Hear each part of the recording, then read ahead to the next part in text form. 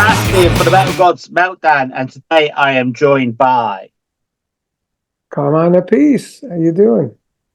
It's amazing to be chatting to you this evening. And Emperor Blues is unleashed upon the world in a few weeks' time. I mean, Yes. you've released a lot of albums. How pleasing for you is it to have this all-star album released in June the 7th? Yeah, June 7th coming out. We've released the first video with Dee Snider on it and Doug Pinnick, a couple of my good friends. And, when I did this thing, I didn't know some of the people were Cactus fans or, influences. We've got Steve Stevens on. He's a friend of mine. I call him to play on it. And he said, man, I'm a big Cactus fan. I said, you are? He said, yeah, I'm from Brooklyn. Cactus was a big band in New York in the day.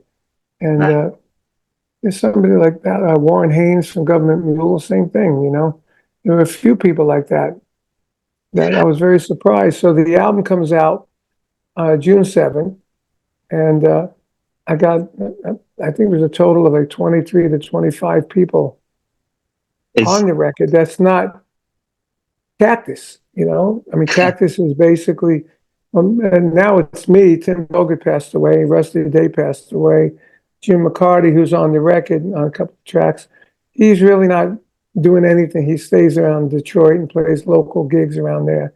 Doesn't want to be on the road. He's just, he's happy doing that.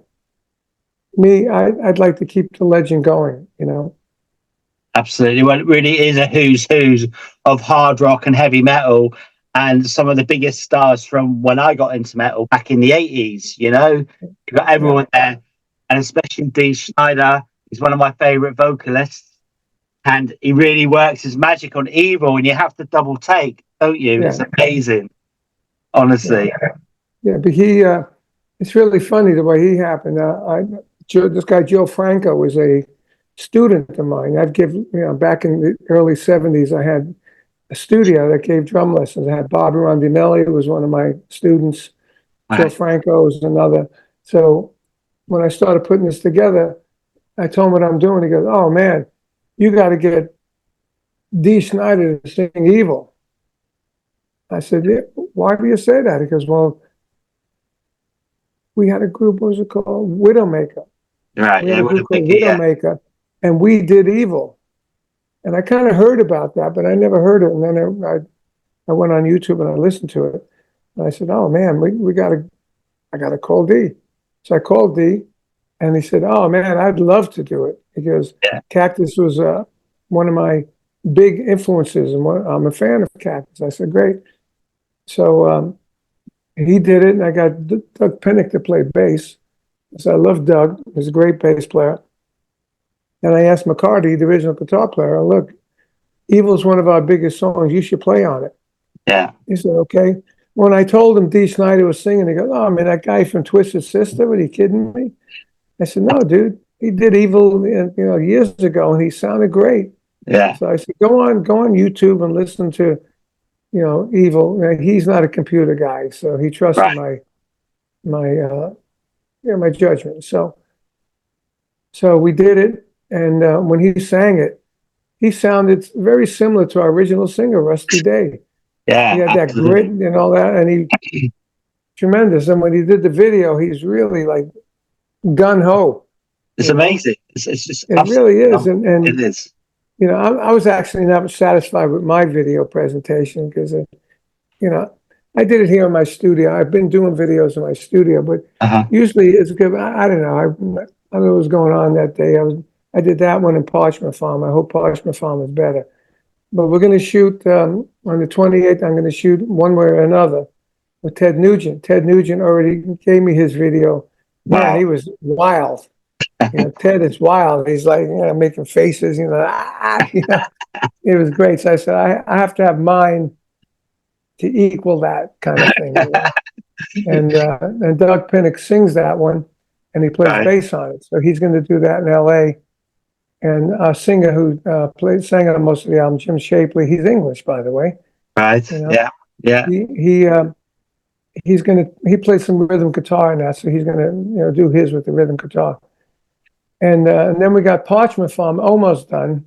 Jim's going to do his vocal and harmonica, Right. and on the video, and Billy Sheehan comes off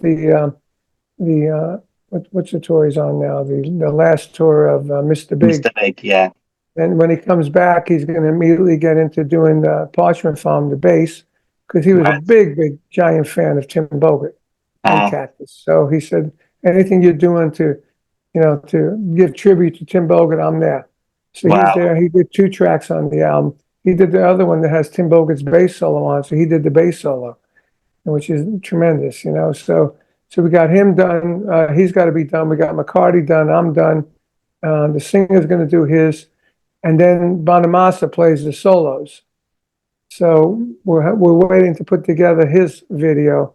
Right. We put it all together, So eventually we're going to have 3 videos: Evil, One Way or Another, and Parchment Farm. And the label's really behind it, because this whole thing was the owner of the label, this guy Brian Pereira, who owns the label, good friend of mine. Right.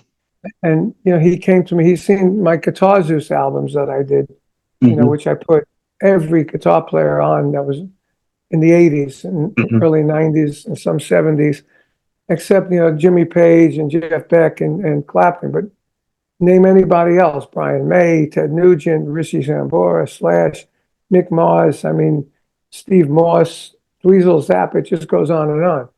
So he knew I did that. He says, "You think you can do an album with Cactus that has all the influences that people were influenced by Cactus?" Yeah. I said, I think, well, I can do influences. I can do friends too. Nice. People that aren't Cactus fans that are friends of mine that would want to play on it. So he said, that's great. So it'd be Cactus, influences, and friends. So that's how we did the album. It's amazing. I did the drums first. Right. Which is unusual, because usually the drums play to something. Yeah. I was playing to, in my head, the arrangements, like Parchment Farm and One Way or Another. Then I said, man, I can't do this like this. I need something to play to. So I immediately put the click down, knowing how long the song would be, and I put the click down. And then I would actually sing the riffs and where the vocal starts and where the solo starts. And now here's 24-bar solo. And then, I'd know, and I'd play to this, and I'd know what I'm doing. Yeah. Rather than have to think to it and play it, here I am playing to this, and it's almost like a map. Yeah. I did the drums first, and then I gave the actual drums to Jim Stapley. He put a guitar and a vocal, and if there was harmonica, he put harmonica. Then our bass player would put bass on it. Everyone in different places, Yeah, amazing. And then we had demos, and I'd say, like the Ted Nugent, what song do you want to play? And I want to play One Way or Another. Okay, I'll send it to you. All right. But maybe I got Doug Pinnick to put bass on it first, Right. And that's how we did it. It's like I'd call Doug and say, I'm doing a Cactus tribute album. Would you like to play on it? Doing all the old songs. Oh, man, I'm there. It's like I said, you want to do the video? I'm in. And for me, it was a mind blower that so many people were on it. It is mind blowing, because when you look at the photo of you guys, it reminded me of Hearing Aid back in '86. And it's like you're all there now, and it's amazing just to look at the photo. It was amazing, And then they all did some people did some comments about the album, and everybody's saying it was wonderful to play, to be honored to do it and pay homage to Cactus, who I listened to when I was young, and it really influenced me, guitar playing or whatever it was, and that was awesome. That was awesome, and so then we had a lot of people on it, and then I've been friends with Foghat for a long time, and I've been talking to Roger and his wife. We went out to dinner, and I noticed that they're on the Billboard charts at #1 at the blues section on the blues Billboard charts. I said, wow, these guys are no more blues than we are. Yeah. I said, so I called up Brian, the owner. I said, man, we got to market this thing as a blues album. Yeah. Because, look at these guys. Robin Trower was on there. He wasn't blues, just as much blues as Cactus. Yeah. Even when I told Jim McCarty, who's really a blues buff, he goes out when he plays now locally, he plays real blues like the old guys, like Howlin' Wolf and, Mhm. those old blues guys, He said, "What not blues?" I go, "Dude, blues is 1, 4, 5 changes on the guitar. If you got E, A, B, Yeah. So E, D, E, E, A, E, B, B, B, E, A, Yeah. whatever it is. I'm wrong. I just said that wrong. So I'm a drummer, you know. Yeah. And I said, but everything we do has got those changes in. What are you talking about? Every song has those changes. Maybe one don't, but most of the songs do. So we are a blues rock band. That's what we've always been, Absolutely. Brilliant. right? So when I told this to the owner, he goes, "That's a great idea. Let's change the name to Temple of Blues." Yeah. It's I said, brilliant. "Wow, that's a really good idea." I said, "But let's continue with the Influence and Friends." He Yeah. said, "Okay." So then the artwork we had changed to the temple idea, all Yeah. through the email, the CD, the LP, or any artwork that we needed was a temple now. Yeah. And the original idea of the album cover was like, I said to the art guy, I want it to be like Sergeant Pepper, Yeah. but Yeah. instead of just anybody, we want to have everybody that played on the album there.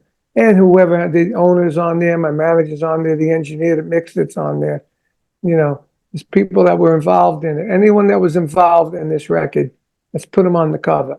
Yeah. So that when they did it, they had outfits on. It's like Sergeant Pepper, with the things on the shoulders and like a Yeah. blue outfit. I said, no, man, don't do that. Just put us on there enclosed, but everybody on the same album cover like that. And he did it. I said, that's it, beautiful, that's it. And then Temple of Blues, then we made the background, the backdrop, a temple, Yeah. all the artwork. And little by little, it started developing, Yeah. and it came out great. I'm sure it's going to go straight to number one. Yeah. I hope Probably. so. I mean, on Amazon, I think it was last week, it was number 6 on the pre-order Right. albums on Amazon. And number 1 was Slash and his blues album, Right. So I said, well, right there, we did it. Yeah. It came out looking great, and we changed the name, and everything is like going into the blues market. And like I said, I hope that maybe we get some sort of nomination, because in all the 55 years or so I've been in the business, I never had a nomination for any Grammys. And Right. somebody asked me in the last interview, they said, it's unbelievable that you and Vanilla Fudge are not in the Rock Hall of Fame. I said, well, you know what? They should change their name to the Music Hall of Fame, because there's people going in there that shouldn't be in there. Yeah, I know. It's insane. Well, hopefully, let's hope it does. Because, I mean, the album's got 15 massive tracks, and every track has got like a superstar like yourself on there. So it's got to do Yeah. it, hasn't it? You'd hope anyway. Yes, I'm real proud of it, because I produced it and I put it all together. I'm real happy about it. I'm as good and happy as when I did the Guitarists record, when I had all these different guys come on it, Mhm. Yeah, honestly, it's amazing. I want to go back and to Dee Snider Evil, because I am a massive Twisted Sister fan for my sins. Um, is there hope? I mean, I know you hit the road. You're still touring. Is there hope that he might even come onto a show with you and do Evil? Well, I mean, we were just talking today. I mean, my manager, there's a venue in the Midwest that we're talking about maybe doing a couple of shows there, Mm-hmm. and bringing in people on different shows, a Yeah, Friday and a Saturday. I know when Nugent plays there, he plays there 2 nights himself. right. So maybe bring him in for a night and then bring in Dee in for another night, and, you know, Billy Sheehan one night and Doug Aldridge, and, just combinations, and just do a celebration of Cactus. Yeah, man, that'd be And amazing. I mean, what year are we in now? Next, 2024. even if we did it next year, to be the 70 is what? How many years? 50? That's 50 years. Yeah. That'd What be, amazes me though with you as well is at your age, I'm in my 50s and I'm falling apart, but you're still going.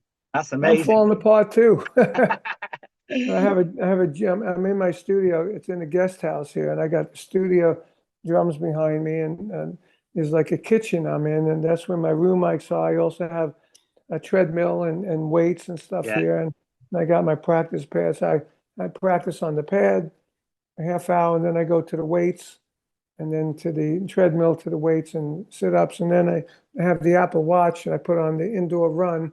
It Right. tells me how many calories and what my heart rate was and all that. So I eat good, you know, Yeah. and I have my ailments, but you know, one of the ailments prevents me to go into Europe and anywhere out of the States. Because when Right. last time I did that, I almost died. So I'm not going to Right. do that no more. I was out with my That's- brother when we did the peace. What do we call it? I forgot the name of the album. Anyway, we did our album, and we were traveling all over Europe and packing every places, and we were on SPV, and I said, man, this is going to be a big act for us because we just started building it. Yeah. And Sinister was the name of the album. Hmm. And we were in Canary Islands, and it's packed out, and I ended up not playing, and it took me a week to get home. Right. And because of that, I almost died. I said, you know what, I can't do that no more. Yeah. So unfortunately, I have to stay in the States.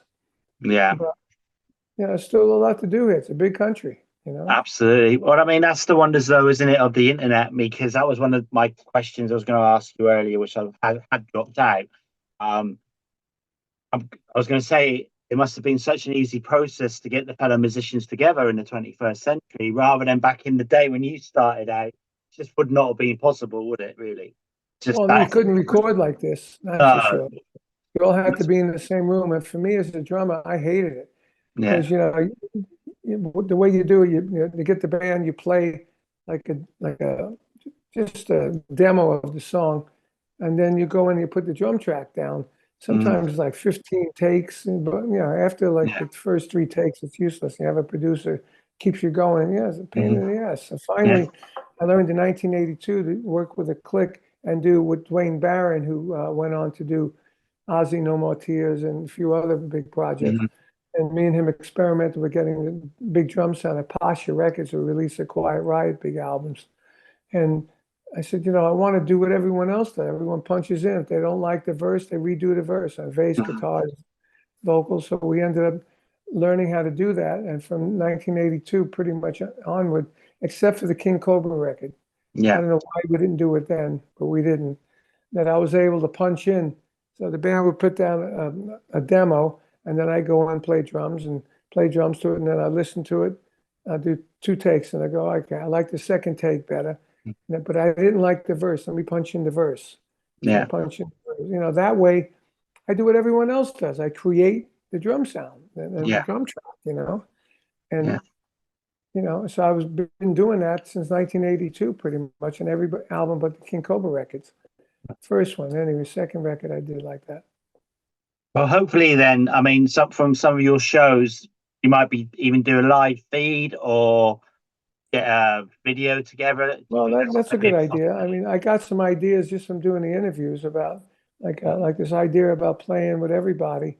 Yeah. Somebody said to me, "Are you ever going to do a show with different people that played on the record?" And right now we got 3 shows in June and 7 to the 10th, and then we got 3 at the end, 3 or 4 at the end of the month Hmm. to help promote the record. And Yeah. those are just with the band, Yeah. a normal band. But I'm thinking, I don't know, at some point we can do that show if we get this promoter that has this really nice 1,000 foot, 1,000 seat. I'm trying to say. All I right.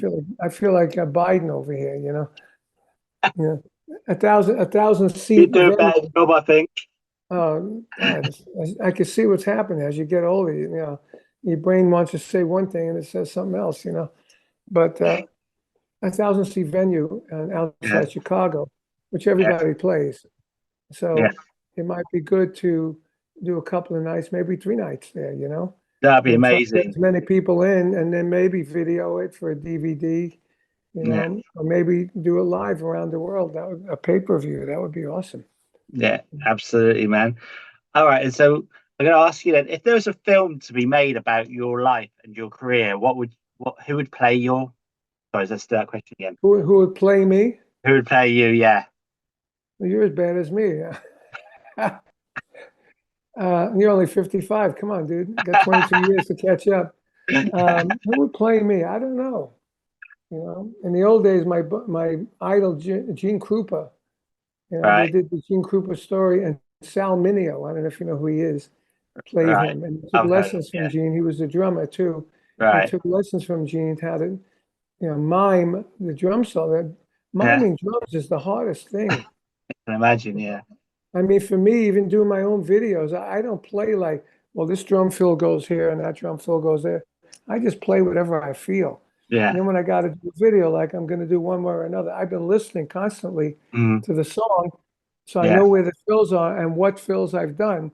So Yeah. when I do the video, I have a good idea of what to play. Otherwise, I'm screwed, because I never did that. But Right. I don't know who would play me. I think it would I have don't to be somebody that plays drums. I don't know why. As soon as I said it, I was thinking Nicolas Cage. You like Nicolas Cage? What's that? Nicolas Cage? No, he's too old. You got to I don't get know a where that young. came from You're in my gonna have to mind. get just like what was it? I saw a series. The Queen. You know the thing about the Queen, Yeah. and they had a young Queen, a medium Queen, and an old Queen. Oh yeah. The wind. Oh, I can't remember what it's called. Yeah, I know what you mean. Yeah. Yeah, I forgot the name of it, I but can't think now. It's not the it might be Windsors. something like that because you look at the Ed Sullivan show with me playing. I was a freaking animal, young. Yeah. But then by that was like 68. By like 80, King Cobra, I was a different kind of animal. you know and then later, like now I play different. Yeah. As I'm older, Yeah. I'm not like, yeah. And I learned how to get power without going like this. Yeah. you Yeah. know but All this right. looks good. I used to have two China cymbals up here that I loved. I would go like this, and I play here and then go like this and twirl the sticks. And Yeah. then what? I got two rotator cuff surgeries. Right. Being up here, I was on stage with Michael Schenker when this Right. one happened. I hit my China like that. I got this pain from my wrist all the way up my arm. I took my arm down, over here, and it was stuck. I couldn't move it. Man. I'm on stage, and you know how Michael plays. It's always like Yeah. this, like this. So I'm trying to get his attention. Michael, I can't do my solo. Michael. Nothing. I Yeah. ended up doing a solo with my arm over here, Right. playing the tom-tom like this. It was the worst solo, probably one of the worst solos I ever did in my career. But, so that's what happens. Right. All these Yeah. drummers that are playing now, and they're all like this. And I said, man, in 20 years, watch those shoulders. Mm.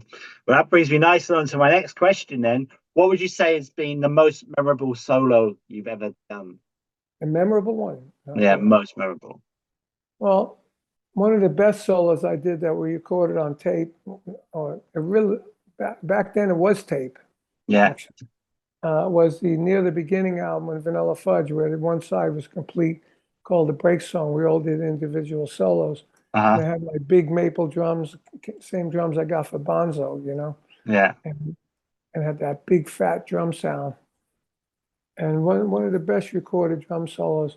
The other one, number two, would probably be with BBA Live at the London Rainbow that just came out. Right. That was a tremendous solo on there, for me anyway. I mean, different, like the guys today, they do all this unbelievable stuff, but there's no dynamics in it, just one level, it just keeps Mhm. going. And there's no like theme to it, like if you ever watch Buddy Rich, who's the greatest drummer, he always has a theme that he comes back to. Gene Krupa, there was a theme. Now Yeah. today they just play all the fast stuff and all the amazing stuff, and the double bass drums are going really, like machine guns. Hmm. But there's no dynamics for me. I may be wrong, but I'm just one of the guys that originated in double bass drums back in the day. Me and Ginger Baker and Keith Moon. Yeah. I'm the only Absolutely. one left. I'm the only one standing, as they say. Mitch Mitchell, me, Keith Moon, and Ginger Baker. We were the four guys. And Dino Dinelli from the Rascals, he never gets recognized, but he was my mentor, as a rock guy, all the twirls, Yeah. and the big bass drum. Yeah. When I saw him live before he was in the Rascals, I said, whoa, this guy's awesome. And I met him and we talked. I said, how did you get that bass drum sound? He told me we used varnish inside and you used a shredded newspaper you put in there Right. because everybody got the pillows in there it makes the drum sound like a couch when you hit the bass drum. It's like, there's no sound to it. Even today, I still use the paper, what it does, it gets rid of the overtones that you don't like, but it still has a big fat bass drum sound. I mean, come on, a bass drum shouldn't sound like this. No. That's the bass drum. Absolutely, man. It's got to be boom, bam. It's a bass drum. That's bass drum, not exactly high-end click drum, Yeah, absolutely. It's As same you with can hear on you, listen to Evil. Those yeah, drums are in the face and they kick ass, it's and same they with sound run like out. drums, right? Same with run out of time, but I'll keep going. So if it just cuts off, you know why? But it says Well, say again. Some reason you're breaking up. It's probably the it's connection. it's saying we're running out of time on here. So Yeah. I'll sort of clear it up. It's a shame. I can try and catch you again. You tell me then, what would you like to be remembered for in years to come? Who? You. What would you like to be remembered Me? for? Yeah. Well, I have awards around in here that say, and I created heavy rock drumming. No, I'd like to be known for that. Brilliant. That's amazing. Because in those days, nobody played like that. Everyone played wimpy. I was like beating the shit out of the drums, man. Absolutely, man. Can you tell us then why we should check out the new Cactus album? Why? Yeah. Why we did it? No, what can you tell us why we should check out the new Cactus album? Well, because we buy it. It's even if you haven't heard Cactus, we wrote some really good songs and it influenced a lot of these people that are on it, and they all can't be wrong. No. They all can't be wrong. And there's a difference if you listen to the original and you listen to these. I think this album has better production than we did back in the day because everything's progressed. And it's kick ass. It's great stuff. Everybody's playing like musicians should do. They play. It's not like, here's the verse. Here's the right fill. Every time you hear that song, it's the same fill. Well, here's a guitar lick, guitar solo. It's the same solo every night. This is musicians really, like feeling what they want to play. Their own feel that what they want to play. I didn't tell these guys what to play. I told them to listen to the arrangement, play certain riffs that need to be there. But as far as like Ted Nugent, he totally changed the vibe on one way or another. Yeah. When I first heard it, I go, oh, he's not playing the riff. But then I said, you know what? I really like what he's playing. So I left it. Amazing. And honestly, that's the way it is. It's been amazing to chat to you. I'm sorry about the glitch. I want to wish you all the best for everything the rest of the year and that. Do you have any final words for your fans, our viewers and listeners? Well, all I can say is thank you, everybody, for letting me do what I love to do. I live in Florida. People say, you play golf? I said, no, I don't play golf. You do anything for a hobby? I said, I play drums. Exactly. And that's it right there. I play drums. Yeah, I love playing drums. I love creating music. And I thank everybody for, back in the day, I mean, my career is the older career is when I really made my name, made my, all the money and all the, big tours and all that stuff. Yeah. Now I don't do that, but I'm still here and I'm still playing and releasing cool stuff like this Cactus record. I just thank everybody for keep letting me do what I do. All right, man. Thank you so much. It means the world to me. And hopefully, Cheers, mate. hopefully you do get to do a live stream. That'll be amazing.